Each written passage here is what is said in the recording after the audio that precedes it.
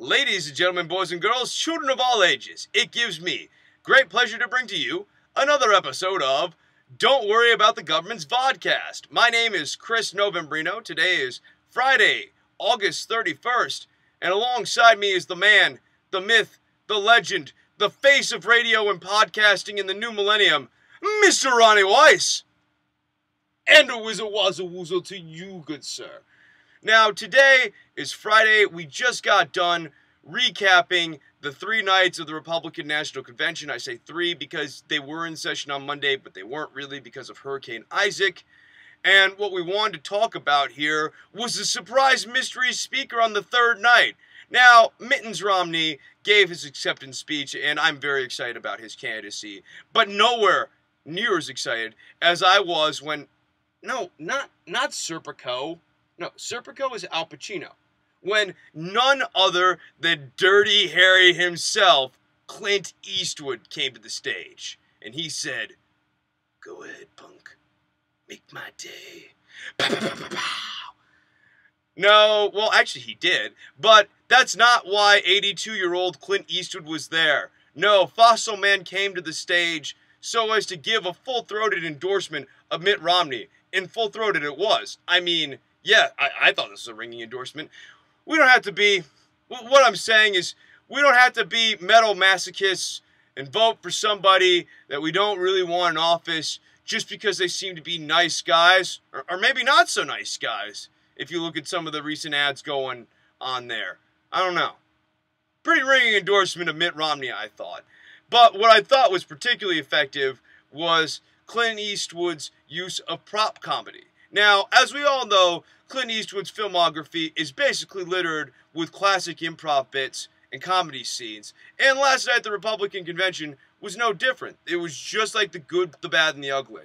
Clint Eastwood sat there and interviewed a chair for what seemed like 2 hours. Just like The Good, the Bad, and the Ugly. And he asked some hard-hitting questions to the chair, lest you think that this guy, was going to take it easy on him like a Wolf Blitzer. No. Clint was more like Tim Russert. Here, listen to this line of questioning.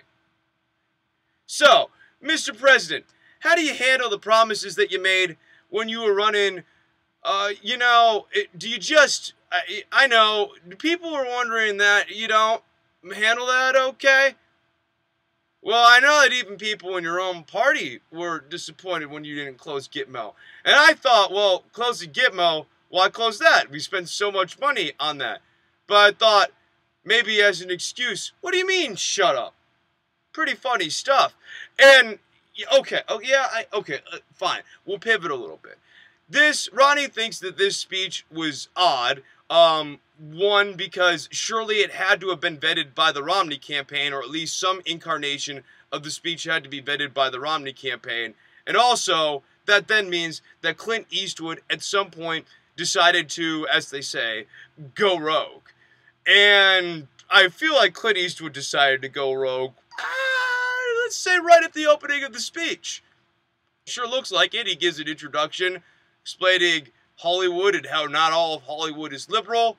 And then he introduces the empty chair. Now here's what is bizarre to me. The empty chair had to have been greenlit. Yes, some of the questions might not have been greenlit, but the empty chair does not show up on stage without someone bringing it on stage, which means Clint Eastwood tells somebody that he's going to be interviewing an empty chair who will be standing in as a proxy for President Obama. Yeah, I know. Pretty weird.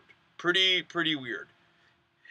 Yeah, you're right. What was also weird is that Clint Eastwood, not once, but 2 or 3 times by my count, attacks the Afghanistan war as stupid, pointless, and says that Mitt Romney's best line of attack was, "Why don't we bring the troops home tomorrow?"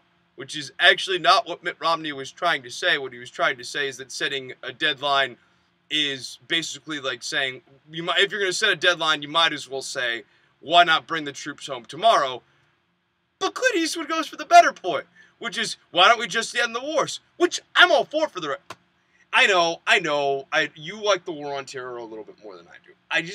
I don't think there's a point to it anymore. And I think that national security letters and our national security state and the Patriot Act are being used to abuse civil liberties all over the... I know. And Al-Qaeda is bad, but I think civil liberties are better than Al-Qaeda is evil. Let's get back to Clint Eastwood. So, Clint Eastwood, I felt like was able to energize the crowd. He certainly energized Twitter. He almost broke Twitter down. And at the end, he was basically getting beckoned by the Republican National Convention to say his signature line of, "Go ahead, punk, make my day." A woman from the crowd screams out, "Clint, you made my day!" And Clint Eastwood goes, "I don't say that word anymore." Well, I had to watch it a few times because at first I thought it was like a racist comment, and it wasn't. It was just, "Clint, you made my day." And I don't know which word he was talking about. Maybe it was punk? Go ahead, punk? Because he didn't say punk last night.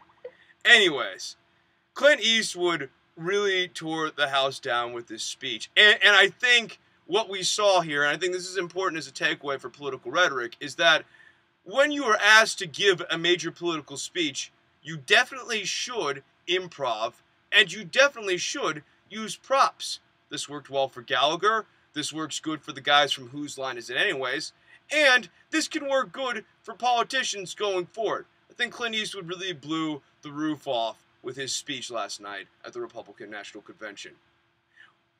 We are Don't Worry About the Government. My name is Chris Novembrino. You can find me on Twitter at Chris, ChrisNovembrino. He's Ronnie Weiss. You can find him all over the internet at RonnieWeiss.com, RoniWeiss, but also on Twitter at Ronnie, RoniWeiss on Twitter. And you can find our Facebook page, it's facebook.com/DWATG, and go to our homepage, that's don'tworry.tv. Also, if you're not a subscriber on iTunes, please do so. Check us out on iTunes by searching Don't Worry About the Government. For myself, Chris Novembrino, and for Mr. Ronnie Weiss, we want to thank you all so much for watching us. And until the next one, cheers. Say goodbye, Ronnie.